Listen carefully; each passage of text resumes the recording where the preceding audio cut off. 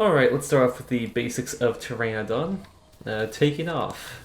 You have two kinds of takeoffs, normal one, and the emergency takeoff. You can also take flight when you're already in the air, and I will show that in a minute. So, normal takeoff, you just hold space, and you'll do that. It'll cost you roughly 8% of your stam, and it just gets you in the air. And every time you take off like this, it will cost you that 8% of your stam. So that adds up quite a bit over time if you keep landing and taking off. Second method of takeoff is the emergency takeoff.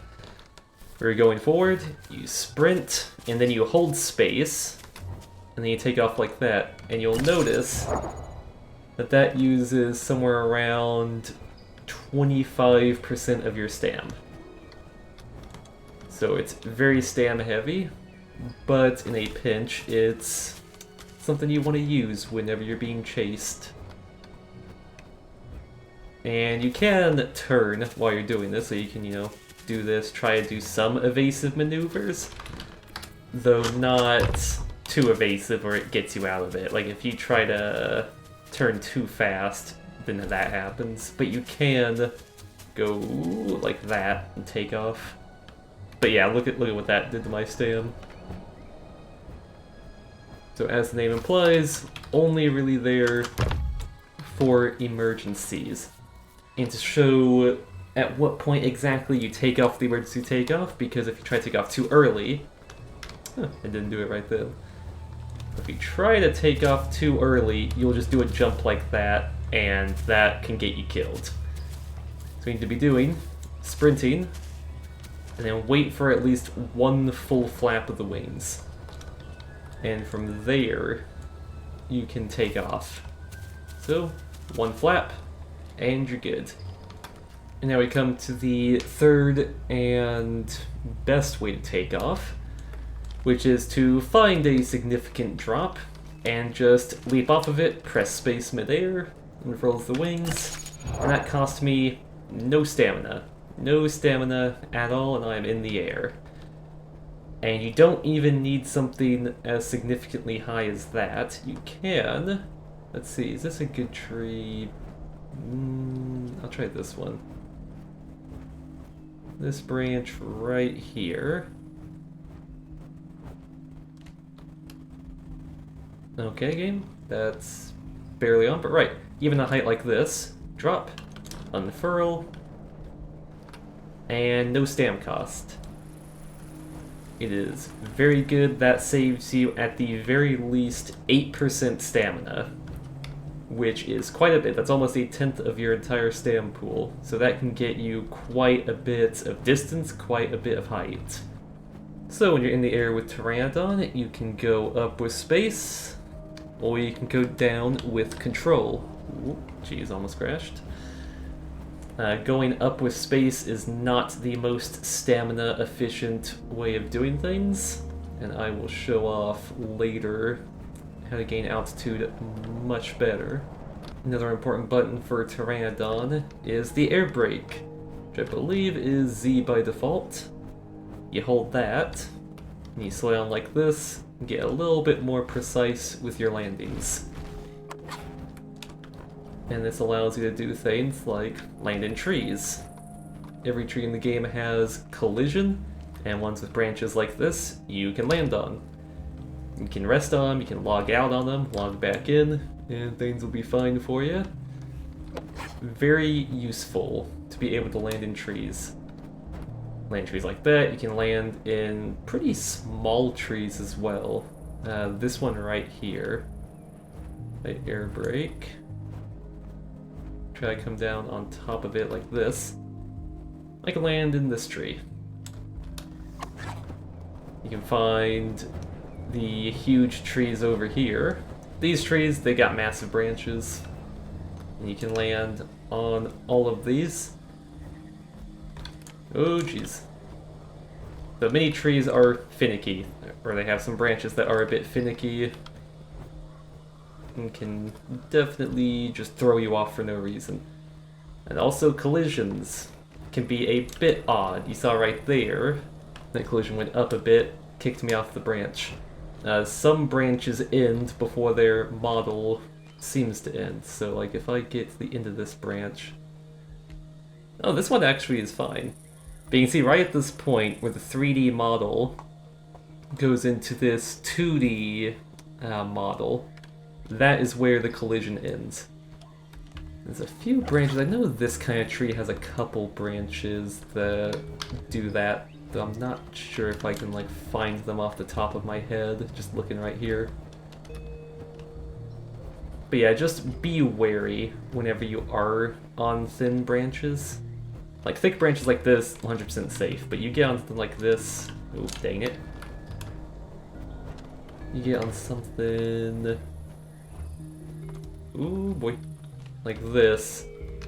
Things can kick you off whenever the hitboxes decide to be weird, like right there. And jump. Ooh. Yeah, you see some of these are weird.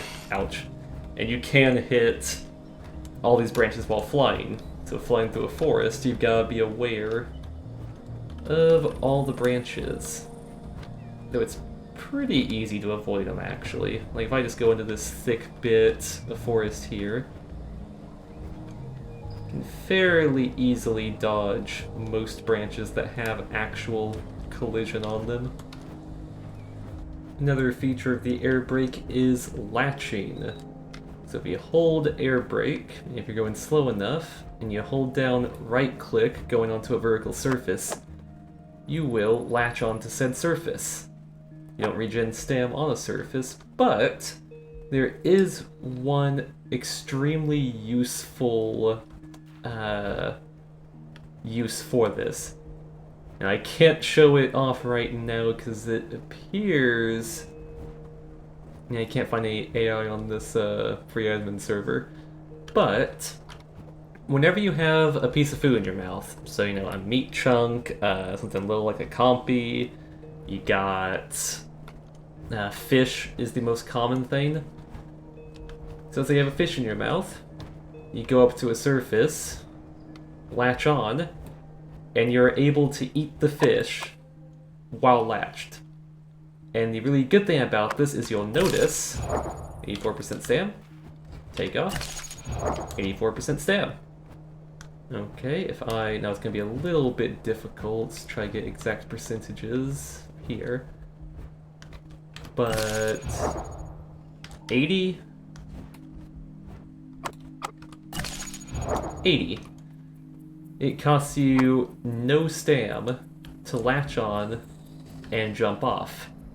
As opposed to, if you were to eat fish any other way, you'd have to take off and use up that 8% stam. So latching is extremely useful for conserving stam while eating fish in particular.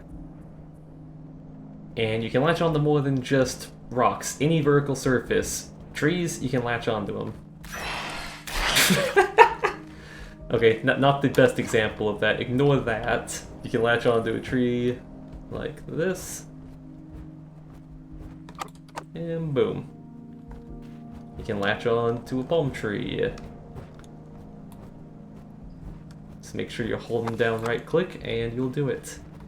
And you hold space to dismount from it. And once again, I'll try a smaller tree. Works, it's a little bit jankier, but it works all the same. And let's see, I'm gonna try, I mean, even like the sides of branches you can do. Like this one, which is really janky to land on normally. You can land on it. And latching also works for human structures. I can latch onto this. Nope, now it's an example of going a little bit too fast. I can try right here. Yep, you can land on this fence. Ooh boy. Do the gate. It is just any vertical surface you can do it from. One interesting aspect of latch is that if you unlatch, if you just press space to unlatch, you will glide very, very slowly off. Can be useful in some situations. Though once you do any input to regain altitude and such, you will lose that very slow speed. So Pteranodon has two methods of fishing. You can either just bite them like most things, which can be a bit hit or miss, but when you get it right... Okay, come on. Right there. There we go. Get that. Land on a tree. Eat it whole. Doesn't give you that much, but didn't really cost that much stam.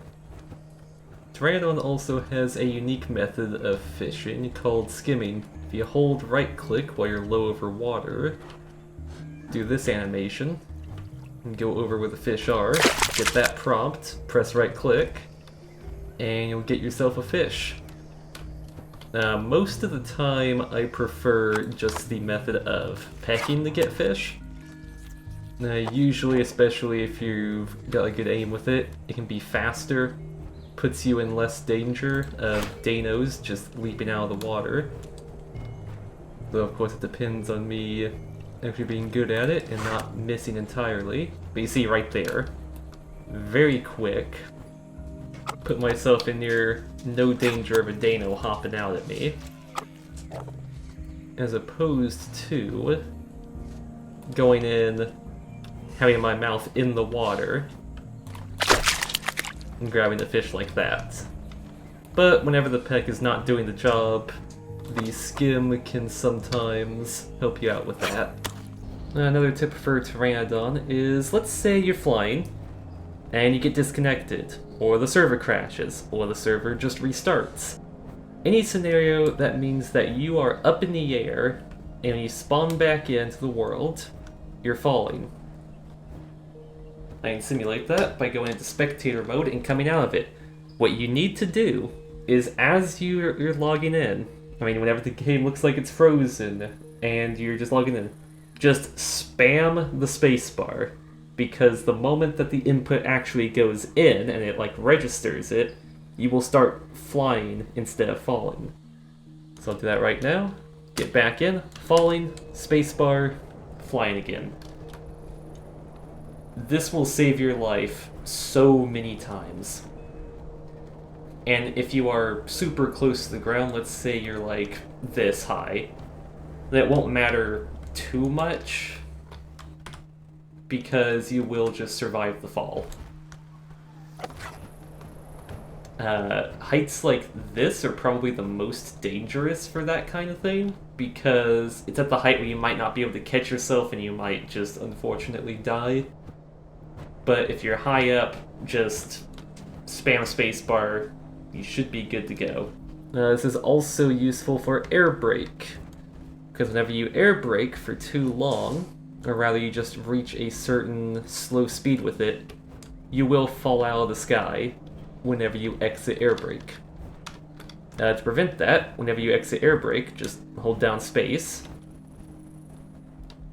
and you'll continue flying. So I'm holding Z, hold down space, let go of Z,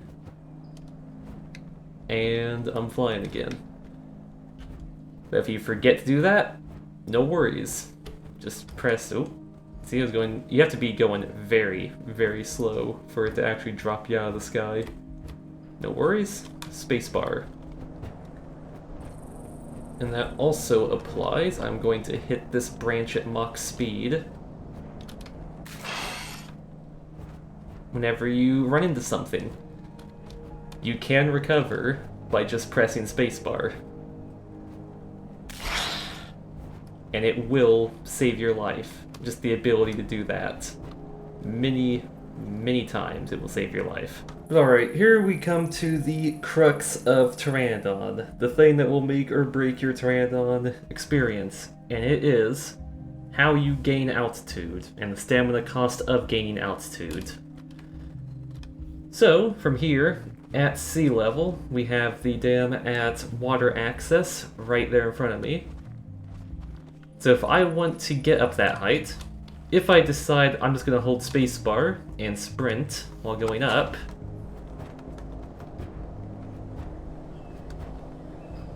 you will clear the dam at roughly this, roughly this high, at the cost of 40% of your stam. I mean, it can be variable, of course. I did that somewhat quickly. Got up to this height, and I am cruising. But that's the stamina cost associated with just going from sea level up to the height of this dam right here. But there is a specific technique to gain altitude while using very little stam. And that is associated with the angle of ascent. How shallow or steep the angle you're going is. Whenever you're holding spacebar, you're at the steepest angle possible. But if I hold W and I tilt the camera up ever so slightly to the point where the wings are flapping, that's how you know you are gaining altitude. You know you're using stamina. And with this, it's slower. And you do have to do a few turns whenever you don't have enough run up to something. But you will notice my stamina is barely going down. And it's directly proportional to how steep or shallow the angle is. The steeper the angle, the more stamina used. The shallower the angle, the less stamina used. And it is by far the most efficient way to gain altitude.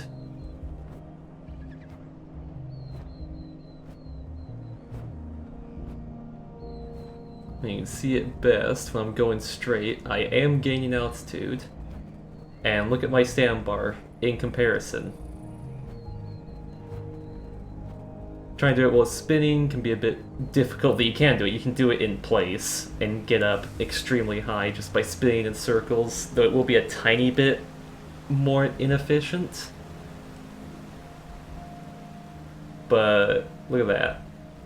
So now I can clear the dam here.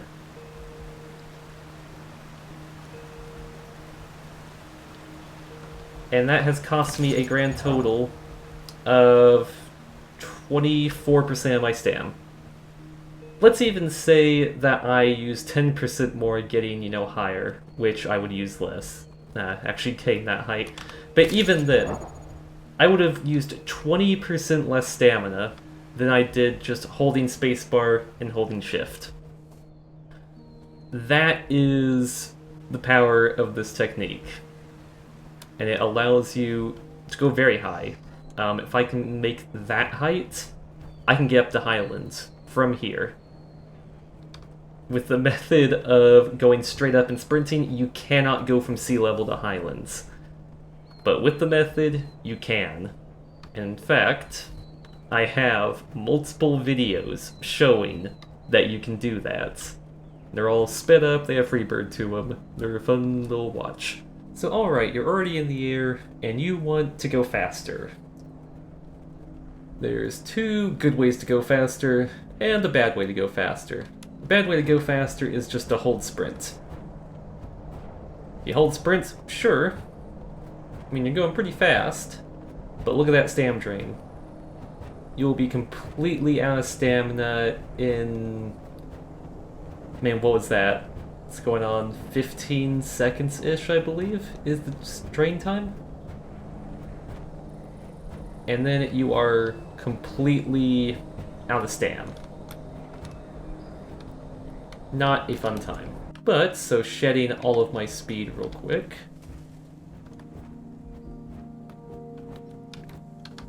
But if you tap sprint,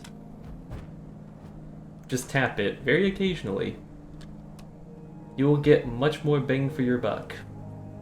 And also, gliding does not cost stamina.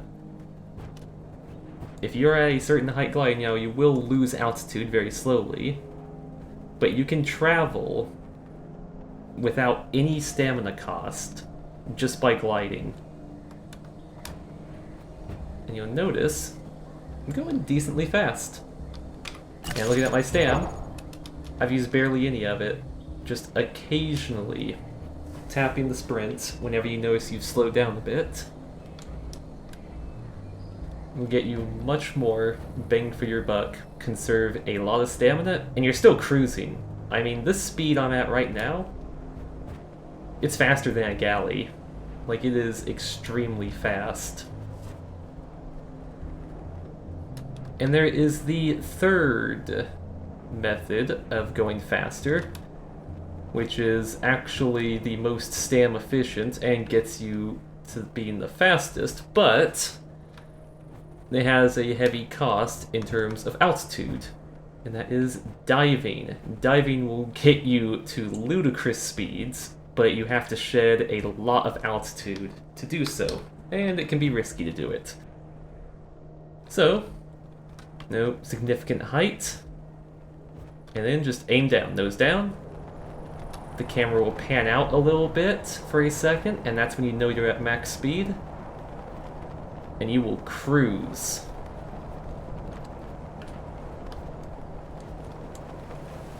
And the dive itself costs you no stamina whatsoever. You can go very fast for very far with that technique. You'll know that your dive is reached like maximum speed when you'll notice the FOV changes slightly. So if I am up here... So okay, straight down, W, dive, little change in FOV right there. And that's how you know you're at the max speed of this thing.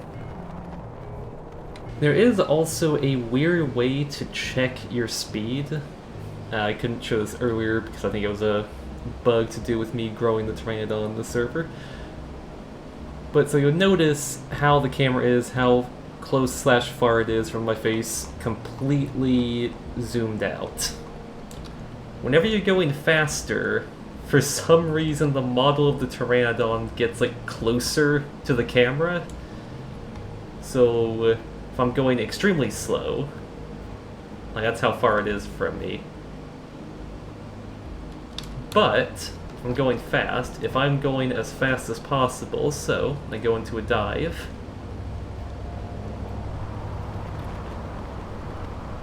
this is where the camera is.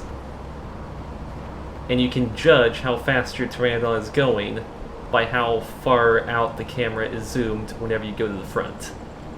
So you can see, I shed some speed, now it's there, and as I'm slowly losing speed, it's zooming out a bit. So you can use that as sort of... Oh geez, server, don't die on me. A weird makeshift counter of speed. So if you want to know, like, hey, how fast is my sprinting? If I'm doing this method of getting around, occasionally pressing shift, you can see the difference in speed just by how close the camera is to the face.